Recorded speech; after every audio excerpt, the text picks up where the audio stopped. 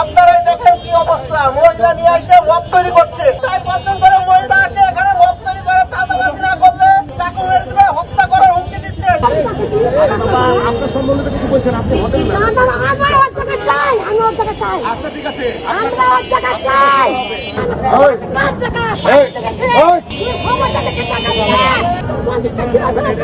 আমার স্বামী জায়গা ছিল ভাই, 5 বছর পরে ভাই আমার স্বামীকে জায়গা নিয়েছে, আমার নামে বিরোধ। আমার স্বামী 2 বছর পালাতে আমেরিকা কেস দিয়েছে, আমার স্বামী কোনো আপিল করে না।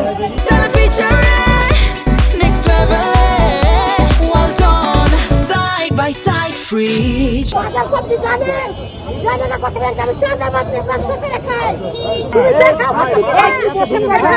আমাদেরকে ভাড়া সিস্টেম মানে ছিঁড়ে ব্যবসা করে।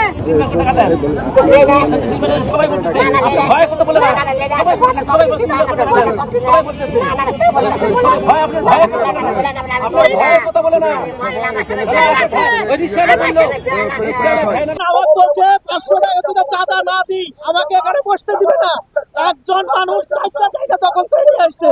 ফুটপাত কারো বাপের না, এখানে সবাই ব্যবসা করতে পারে ভাই। আমরা এখানে নিরাপদে ব্যবসা করতে চাই, আমরা কোনো চাঁদা দিব না। প্রতিদিন লক্ষ লক্ষ টাকা চাঁদা তোলা হয়, এই কারণে আমরা সাধারণ ব্যবসায়িক শান্তিপূর্ণ ব্যবসা করতে চাই। এই কারণে আমরা আজকে বাধ্য হয়েছি যে সবাই একত্রিত হবে চাঁদাবাজদের বিরুদ্ধে আজকে রুখে দাঁড়াবো। গোটা বাংলাদেশে চাঁদা একটা ক্যান্সারের রূপ নিয়েছে, এই জন্য চাঁদাবাজদের বিরুদ্ধে 0 টলারেন্স। প্রধানমন্ত্রী নিজেও বলেছেন, তিনিও চাঁদাবাজদের বিরুদ্ধে বলেছেন যে চাঁদা দিবে না কোনো ব্যবসায়িক, শান্তিপূর্ণভাবে ব্যবসা করবে।